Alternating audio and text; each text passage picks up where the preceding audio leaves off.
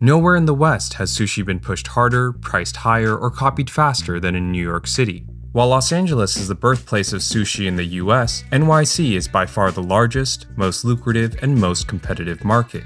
There are more sushi restaurants and Michelin-starred counters in Manhattan than anywhere else in the West. While in most American cities, sushi is defined by takeout rolls or all you can eat, sushi in New York these days means omakase, fixed price, counter seating, reservations, and chef's choice. What was once fine dining luxury has evolved into a new mass market standard. Omakase here is no longer a $300, $400, $500+ experience. It's now $100, $80, even $60, available at hundreds of spots across the city.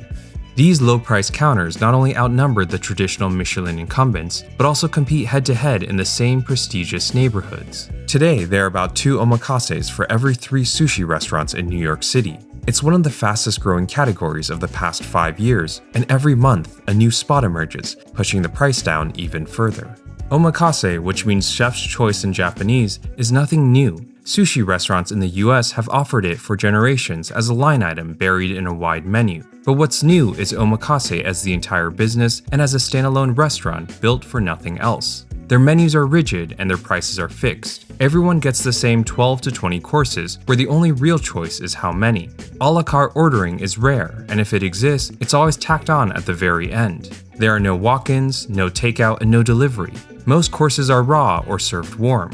Seating is by reservation with strict start times and durations. And every one of these shops runs just a handful of fixed seatings for dinner and rarely bother with a lunch service. Unlike traditional restaurants which live or die based on location and foot traffic, these omakases are true digital destinations. They run out of cheap, tiny hidden spaces in back streets, basements, second floors, or alleyways. Their kitchens have no fryers or stoves, and they can only seat maybe 10 to 20 people at most at a time.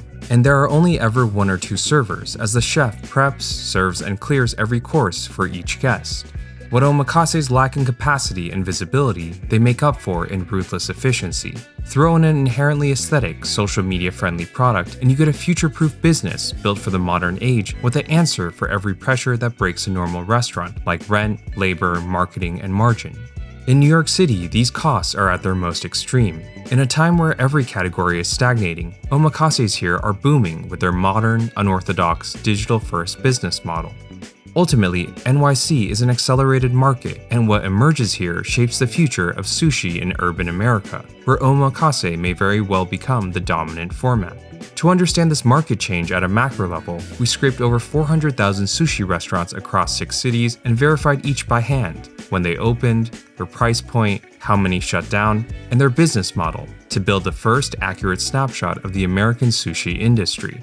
And to capture the micro, we go boots on the ground across New York City and go behind the counter with 3 owners who each bet on completely different strategies and price points. $80 for the Greenwich Village and Midtown Millennials, $125 for working professionals in Soho, and $250 for the celebrities in Tribeca, to discover what it really takes to win in the omakase business. Mori is just 1 out of 24 omakases in Soho and 1 out of 10 in a 3-block radius. Upstairs, Sean puts the final touches on tonight's service while Solomon breaks the fish down in the basement. The 2 owners are a clean example of the independent restaurateurs fueling the city's omakase boom. Sean runs the front, Solomon commands the back, and together they divide and conquer. With just 11 seats and a single counter, Mori is the quintessential modern New York omakase, invisible from the outside, but lean, high margin, and exceptionally efficient on the inside. And at $125 a head, they sit at the perfect midpoint for the neighborhood. This current market shift has been decades in the making. While Los Angeles was the birthplace of sushi in the US, New York became the flashier and more visible proving ground where the category evolved the furthest. From the 1980s to early 2000s, sushi in Manhattan was rarely a standalone business. 90% of the restaurants serving it were broad Japanese or Asian fusion spots. Americans came for noodles, teriyaki, or tempura, and sushi was just one line item on the menu. For even New Yorkers, raw fish back then was still a hurdle. As a result, most Japanese restaurants stayed generalists out of necessity, with sushi as a side item rather than as the main event. The few that did specialize were all clustered in Midtown around the very skyscrapers where Japanese banks, automakers, and conglomerates had opened offices in the 80s. These early counters lowered the barrier further by offering sushi in flexible combinations and a la carte, which in turn made them ideal venues for corporate dinners between American and Japanese businessmen. So while omakase remained a foreign concept, these places popularized sushi as a standalone meal and established a cultural standard that still holds today. Then, from 2004 to 2014, New York elevated sushi to unprecedented levels of recognition, luxury, and prestige. The traditionally low-profile, minimalist Japanese omakase was thrust into the global spotlight and rebranded as a glitzy, critically acclaimed, fine dining experience with record-breaking prices that surpassed even Japan. Over this decade, the sushi category would be permanently fractured into extremes in pricing and format. In 2004, Masa opened in Midtown and singularly legitimized omakase as a high-end format and viable business model. Masa imposed standards never before seen in the US, with fish airshipped from Japan, a six-figure wood counter that needed to be sanded daily, and no menu, no choices, and no a la carte. Omakase was the only option, and you ate whatever was set in front of you. With just 26 chairs, seats needed to be booked weeks in advance. At $300 per person before drinks, tax, and tip, Masa became the single most expensive restaurant, not just in New York, but in the entire world. It reframed omakase from a niche menu item to an exclusive, exacting craft, and pushed that this was the way that sushi was meant to be eaten. In 2009, Masa became the first sushi restaurant in America to earn 3 Michelin stars, and would remain the only one for the next decade. Today, Masa still remains the single most expensive restaurant in the world at $950 per person. While the rest of the country pushed towards accessibility, repackaging sushi into rolls and boxes at grocery stores, food courts, malls, and neighborhood takeout, Masa had run in the opposite direction, and its success inspired others. Morimoto brought a star power from Nobu and Iron Chef to open a 200-seat restaurant in Manhattan, further cementing New York City as a destination for top-tier sushi, whether traditional or fusion. Then in 2011, the acclaimed Jiro Dreams of Sushi captivated Americans further, chronicling the life of an 85-year-old 3 Michelin star Tokyo sushi master, and established omakase in the public eye as a fine dining experience defined by the chef behind the counter.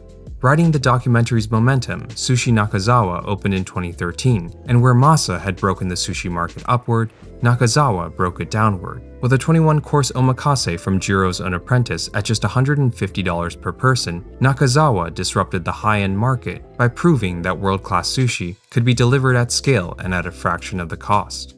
It legitimized omakase as a mass-market business where meals could be quarterly rather than a once-in-a-lifetime experience. With 35 seats and multiple turns, Nakazawa served close to 100 people every night, achieving volume and margin at a far lower price. With Masa as the ceiling and Nakazawa as the floor, high-end omakases began opening across the city and pricing themselves in between these two giants. By 2015, New York City had nearly twice as many sushi restaurants as it had 2 decades earlier. There were now 12 of these omakase-only spots in NYC, but they were still the market minority, accounting for less than 10% of the city's sushi restaurants. The imitators tried to replicate Masa's playbook, but without his Michelin stars, brand power, or backing, there wasn't enough wealth at the top to keep everyone alive. 50% of all omakases opened in this era would shut down.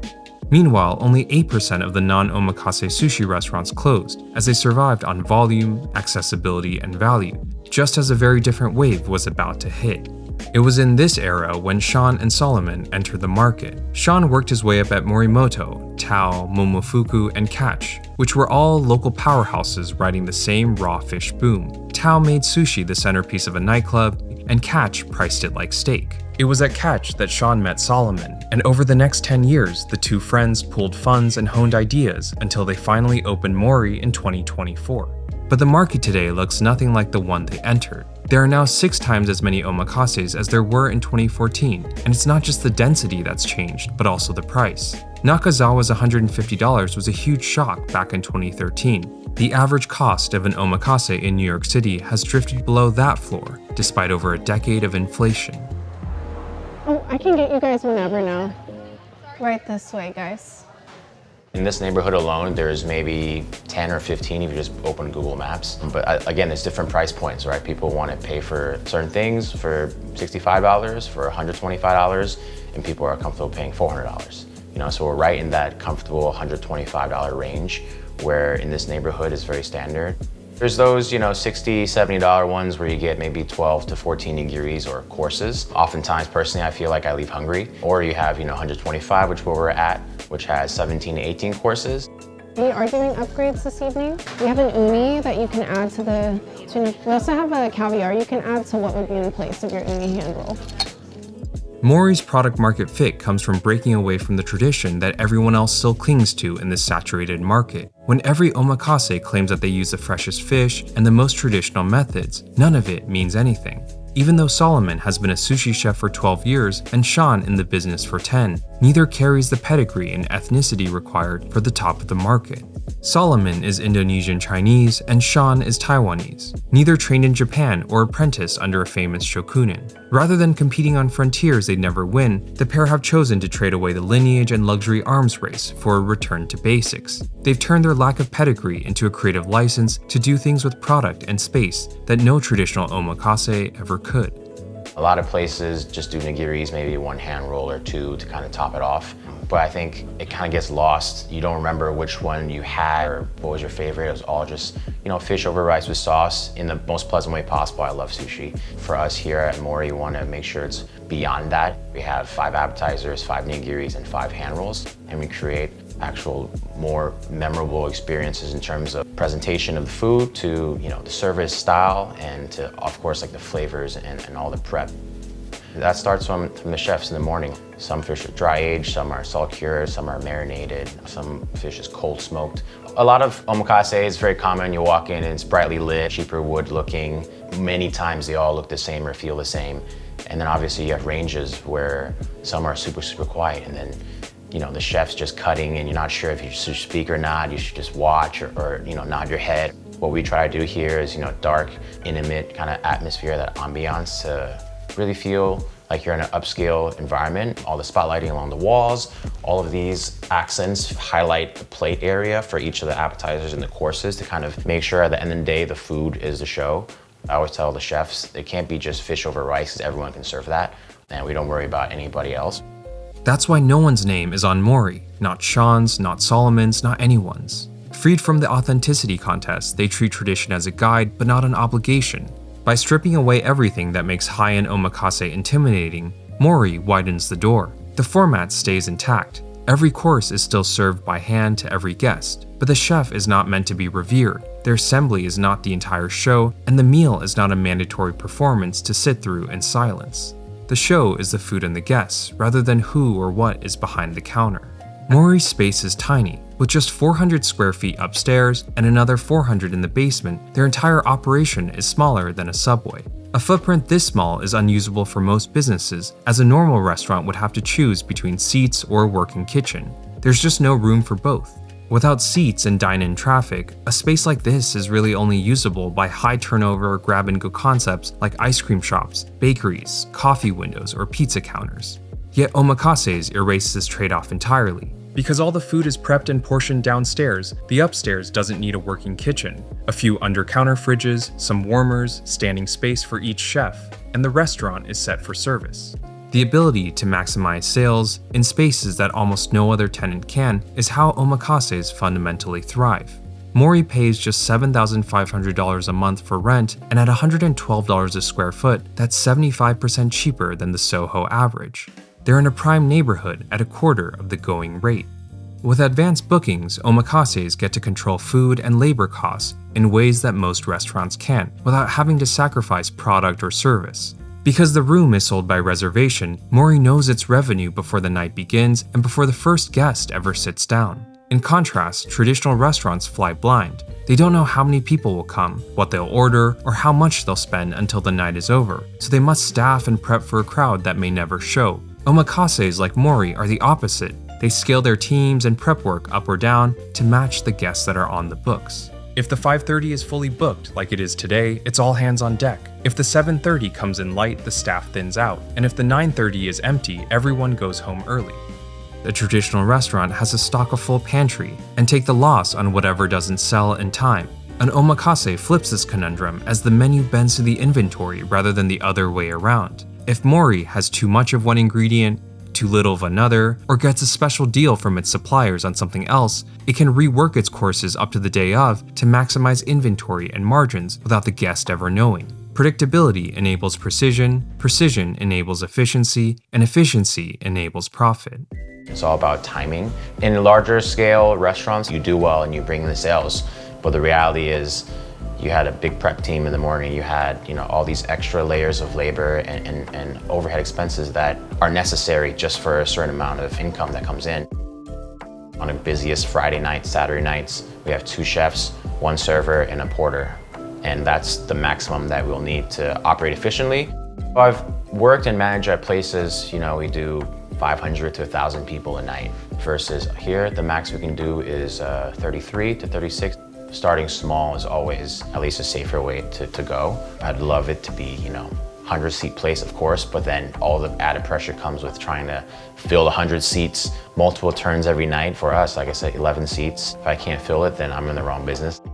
Yet the greatest advantage behind the omakase business model is not labor or product, but instead build-out. Starting an omakase is orders of magnitude cheaper than virtually any other restaurant, and this low bar is the real engine behind their rapid saturation across New York City. Any restaurant that uses a gas range, fryer, or an open flame legally needs a Type 1 hood before it can open. In Manhattan, this single requirement costs 6 figures alone. It involves steel ductwork punched through multiple stories of century-old brick, fire sprinkler systems, and months of permitting. Omakases get to bypass all this regulation. They have no fryers, no stoves, no flames, and no gas lines. Everything is steamed. The blowtorches count as handheld tools, not appliances. And with under a dozen seats, Mori stays below the occupancy thresholds that would otherwise require them to have multiple fire exits and separate ADA bathrooms.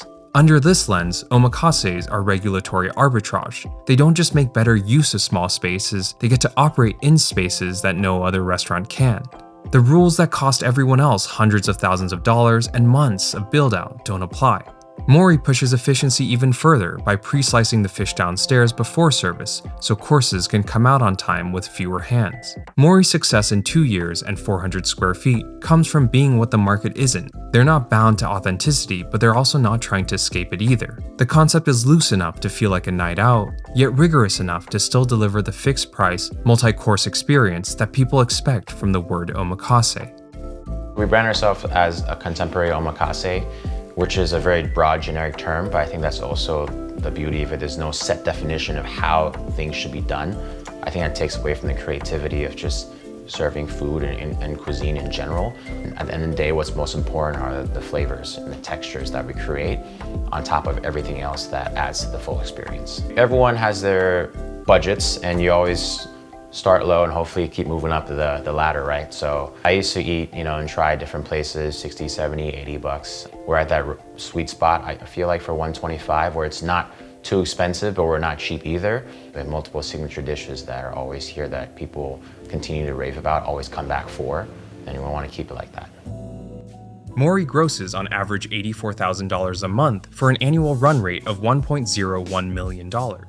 Their operating margin sits at 22%. With the ownership split, Solomon and Sean are likely taking home no more than 5 figures each every year. But being in the black so early on is an achievement in itself, especially for first-time restaurateurs. Sean and Solomon are ultimately not the only ones with this perspective. 1 in 3 omakases in the city today fall in this $100 to $200 price range. Yet the market looks very different for those at the top, where the pressure is the greatest. A Masa or a Morimoto can charge whatever it wants and still fill every seat by name alone. Yet those without that acclaim and fame can't. It's increasingly harder for premium omakases to justify their higher prices and to prove what they actually do better than the flood of cheaper, less rigorous, and less sophisticated options below them. For owners who have committed years of their lives to this craft, their outlook is far less optimistic. This is the world that Jay sees as the owner and taisho of Tsubame, a $250 omakase in Tribeca that has served world-class athletes, celebrities, and movie stars for the past 3 years. Every case study on modern MBA starts from the same place: hard data and fact-finding across dozens of spreadsheets, financials, and transcripts. We've been openly skeptical of AI and refuse to let it do any of our analysis, writing, and thinking. We let our own crunching and instinct develop original, grounded, and intellectually rigorous theses. That's why we've kept every AI tool at arm's length until now. Where we struggle is ingesting mountains of data and synthesizing the insight and complexity to a broad audience. It takes hours to find what matters before we've written a line. That's where today's sponsor, Superhuman, comes in. Superhuman, from the makers of Grammarly, is more than just an AI chatbot. It's your AI partner that works inside the apps and websites you already use, proactively making suggestions to improve your work. Let us show you. First, we turn on Superhuman within our Grammarly browser extension. Once it's on, it reads whatever page we're working on. With a 10K open, we can ask it to summarize the page or pull the takeaways, and get oriented in these hundreds of pages in seconds instead of skimming for 20 minutes. We can ask what it says about something specific like CEO remarks, and it surfaces exactly that, and we still get to dive in and verify every detail ourselves. What won us over is that it's right there inside the page, not in a separate chatbot that we have to copy, prompt, and paste back from.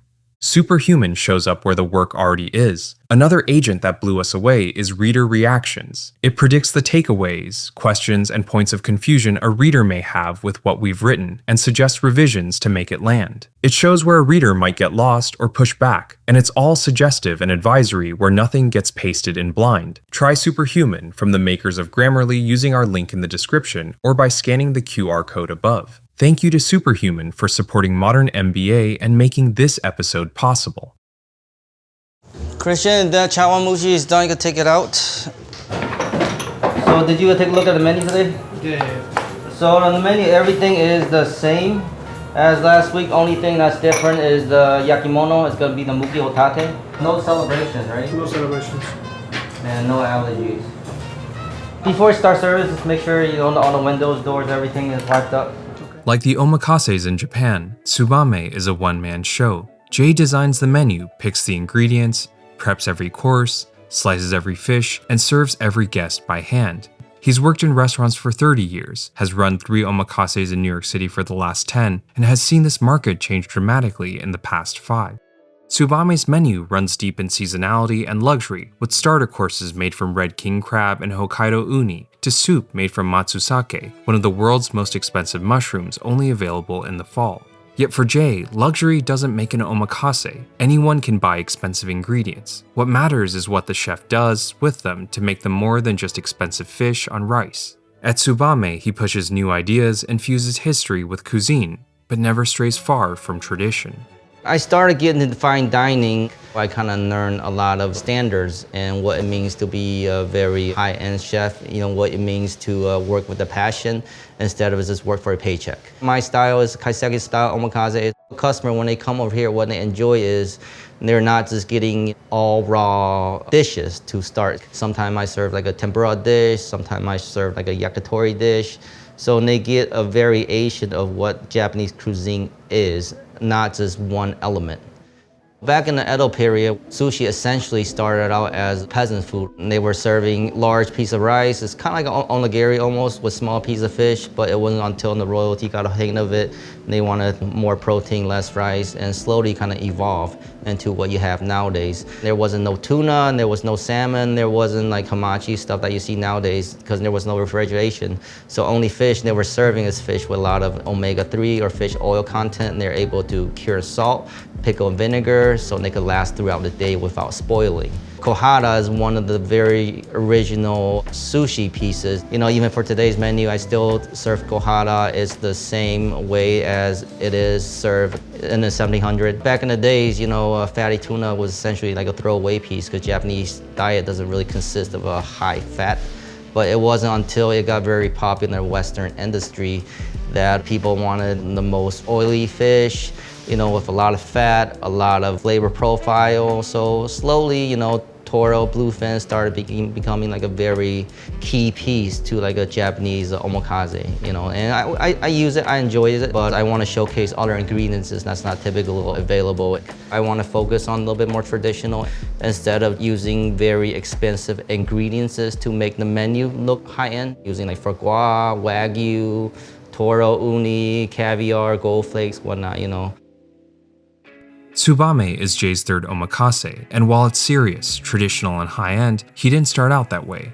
From 2015 to 2019, a cohort of American-led concepts took the Nakazawa formula and pushed it even further, bringing down price, catering to the mass market directly, and disrupting the high-end omakases above them. Jay's restaurant was one of these. At the time, Sushi in New York was effectively split between the 300-plus Michelin-starred omakases and the $15 neighborhood takeout, with Nakazawa as the medium in between. The two biggest names in this new era attacked the market from an even lower price point. Sugarfish was born out of the legendary LA sushi bar Sushi Nozawa, where Japan-born and Japan-trained Kazunori Nozawa imposed strict rules on Hollywood elites, like no phones and no loud talking. Sugarfish was his fast casual spin-off, where he repackaged the same precision of his acclaimed sushi into $40 and $60 set menus for dine-in and takeout. Sugarfish reached Manhattan in 2016, and while it wasn't an omakase, it proved you could scale the philosophy and rigor of one for the masses at a fraction of the cost of Nakazawa. Then there was Sushi on Jones, David Buhadana's tiny stand in the Bowery. As a self-taught American chef, he served a 30-minute, 12-piece omakase with uni and wagyu for just $50 per person. With only 4 seats and a strict 30-minute seating, Sushi on Jones cranked through guests. Between them, they redefined what omakases could cost and how fast it could move. But most importantly, they proved that great sushi didn't have to be expensive or be prepared by a classically trained Japanese master. It could come from an outsider.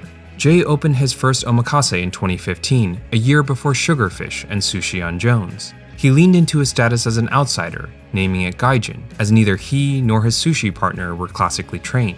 Queens was a safe proving ground. As a borough with no other omakases, they could hone their craft without going head-to-head with the Japanese in Manhattan. Jay priced his omakase at the tiers of $45, $65, and $125 to make up for the location and leaned into fusion to sidestep authenticity. The two of them served creative pieces like hamachi with banana pepper or smoked almonds on tuna to compete on value and vibes. Under this lens, Jay in 2015 was essentially running Mori's playbook before Mori existed and at the exact same price point.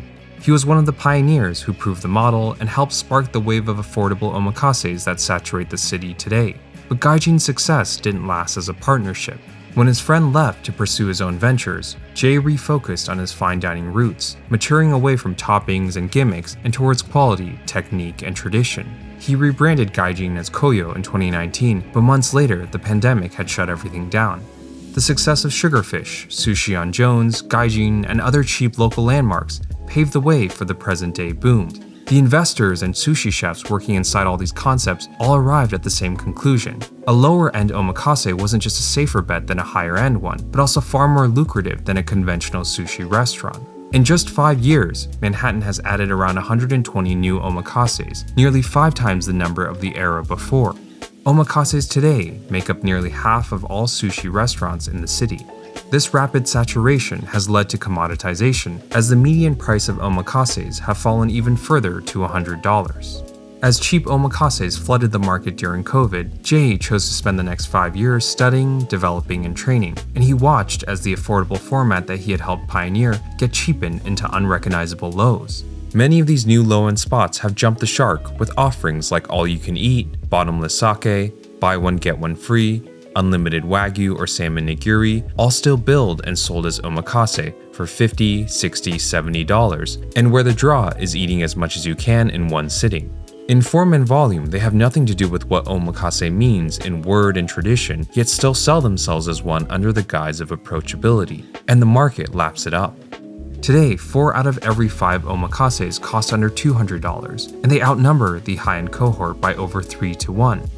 Jay had built his career at the low end, but never expected it to become the default in Manhattan. If we look at the failure rates of all omakases ever opened in New York City, less than 5% of the spots under $100 have shut down. The next tier up hovers at 10%. But if we keep going up, the closure rates climb until we reach the $200 to $300 range, where more than 1 in 5 shut down. These omakases carry the intensive labor and premium ingredients of the elite, but without the critical acclaim, they're easily undercut by new competition who claim to offer the same for much less, and they're also not famous enough to win over the connoisseurs. This is the price range of where Tsubame lives. At $250, 10 seats, and no Michelin star, Jay operates at the single most dangerous price point in the city, and he feels it every day. After the pandemic ended, all of a sudden, all these lower-end omakase started popping up to fill in the gap.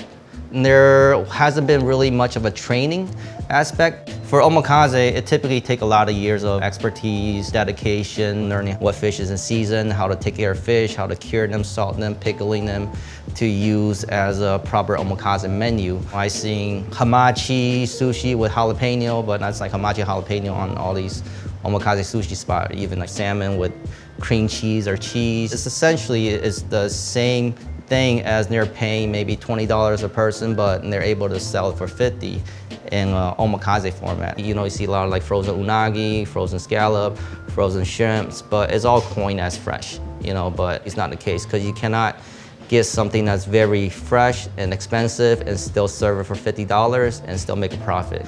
And at the same time, you know, it does give people a perspective, you know, omakase is a certain way, which is not. The biggest thing about omakase is like you're enjoying what the chef creates for you. It's not just, you know, having some guy that been doing supermarket sushi for a certain amount of time and just put everything together omakase format and call it omakase. As a result, while everyone else raced down, Jay grew up. Today, now 40 years old, he's traded gimmicks for restraint, novelty for technique, and shortcuts for mastery, going deep into the history and discipline that he had once skipped over as an improvisational outsider. He had also learned something about partners. From Chicago to Gaijin, every shared venture he had was a negotiation split two ways. Tsubame is the opposite as Jay's first fully owned and operated restaurant, where every decision, investment, standard, and detail runs through him, not out of ego, but as a full expression of his skill and vision. He chose to build it in Tribeca, the most expensive neighborhood in New York. He converted this abandoned jewelry store across the Four Seasons into this 10-seat counter. And Tribeca is one of the last corners of the city that Jay believes still values omakase as a craft, rather than a routine to be rushed and diluted. I change my menu once a month, you know, to reflect the change of season. So even though I work 5 days a week, I spend our day just doing menu development, and I could get to taste what I want to use, what ingredient that's coming in season. Some ingredient might be coming in season, but it might not taste as good this season than last season. So I might have to wait a little bit before I start serving it, instead of just ordering stuff off my vendor and expect it to taste great. The chef aspect of omakase is important. I think if you lose the chef aspect to omakase, you kind of lose the identity of omakase, you know. Tsubame grosses on average $90,000 a month for an annual run rate of $1.1 million. While Mori runs 3 seatings a night at 2 hours each, Jay only runs 2 seatings at 2.5 hours apiece. His courses aren't entirely pre-plated and assembled like Mori's, but instead cooked to order. At $250 a head, no guest wants to feel rushed, and Jay physically can't add a 3rd seating without the fatigue showing in his staff and food. Tsubame's operating margin sits at 15% and would likely be even lower if Jay ever paid himself an hourly wage. His ingredient and payroll costs are higher simply because his staff are all seasoned fine dining professionals. Under this lens, Taishos are like the Texas barbecue pitmasters we've covered before.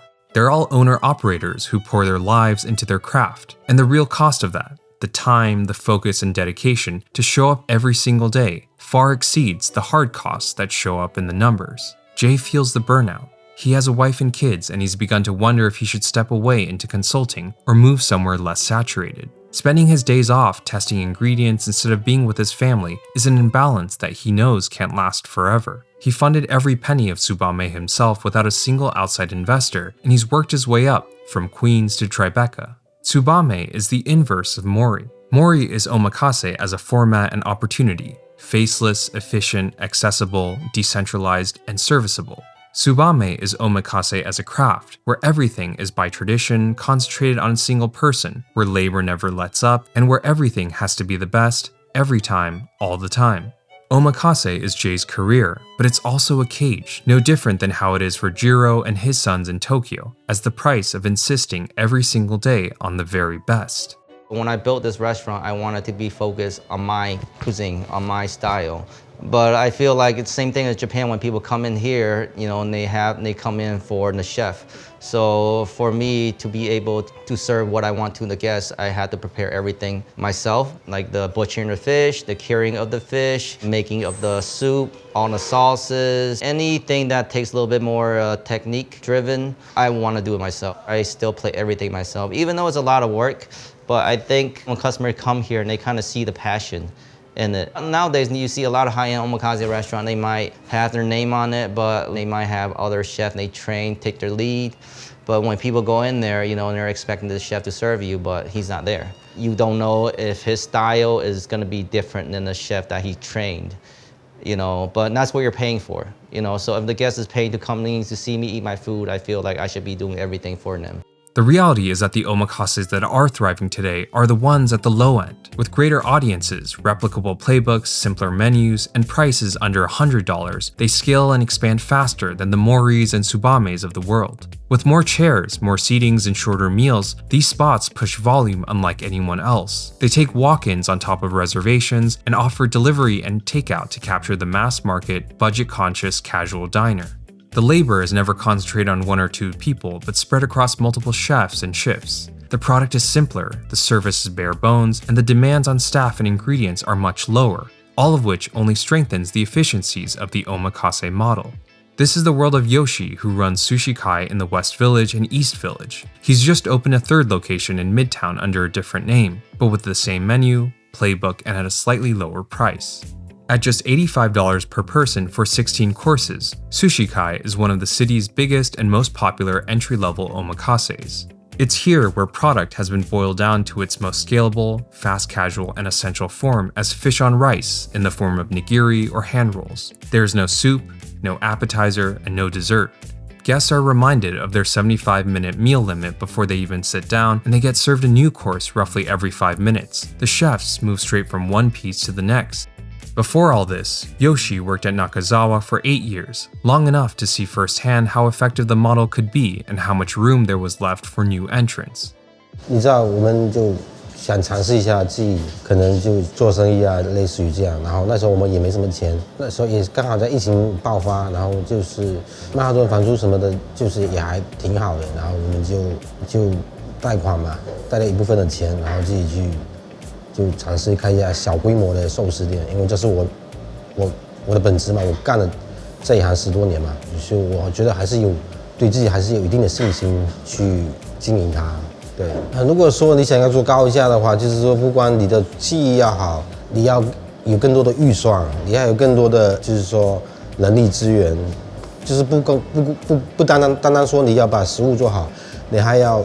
就是说有一个，就是说客服各方面要更怎么说呢？就是说要更好，要更专业。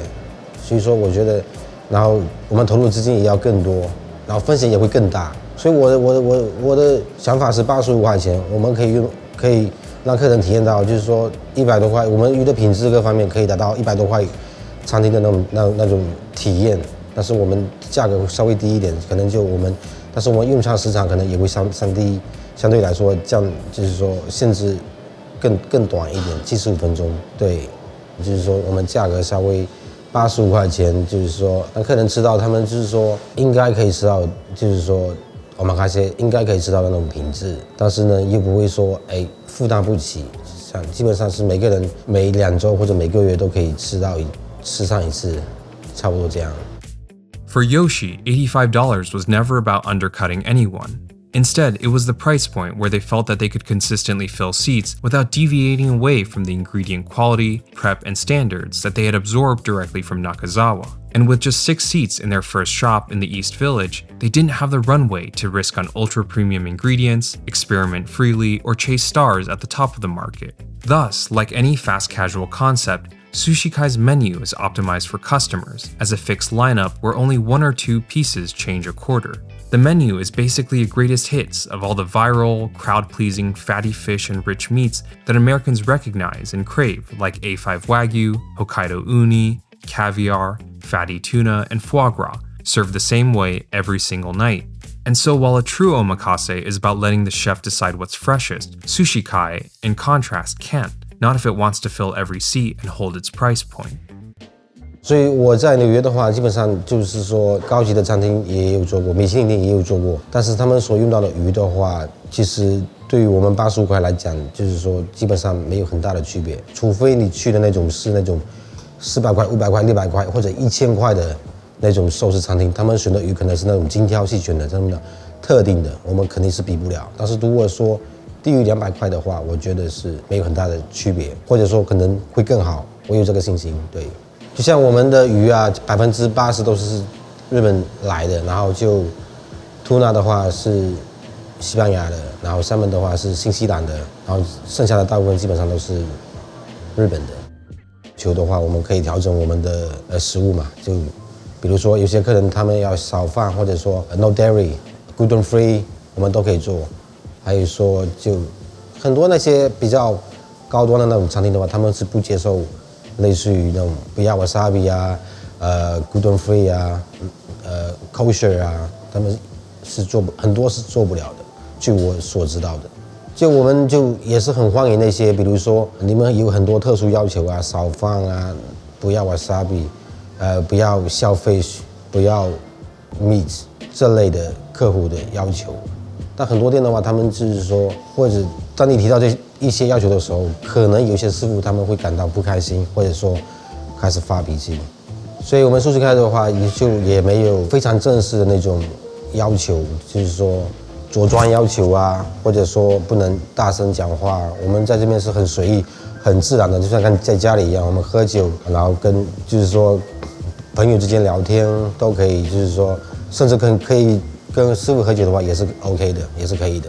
Under this lens, Sushi Kai thrives in serving the specific pieces that Americans want most, rather than reinventing the menu every month. They strip out everything else: the meticulous plating, the laborious prep, the complicated techniques, the strict ambiance, the overbearing etiquette, the rigid reservations, and the long meal times. These are all the things that make traditional omakase expensive in the first place.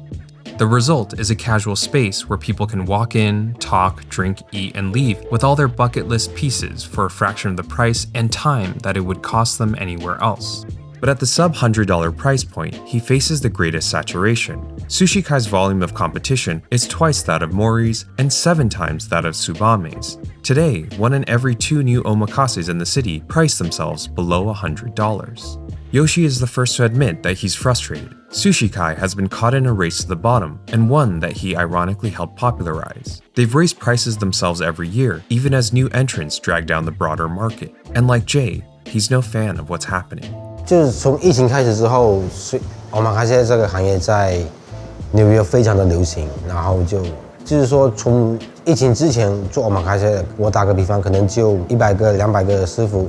但疫情之后，他可能会有1000个、2000个师傅，所以说很多人他是可能就在一家店或者普通的那种omakase，他学过一些知识，然后他们就觉得，自己学的已经很好了，然后自己也是开店。但是有一些很多客人的话，他不懂的那些客人，他会觉得看不出有什么分别。就很多人就可能就omakase这个行业没接触多久，1年2年，然后他们开自己的小店铺，然后就打价格战嘛，就做很多推广啊，吸引客户的东西啊，然后可能就图片弄得很好看、很漂亮，去来吸引客户。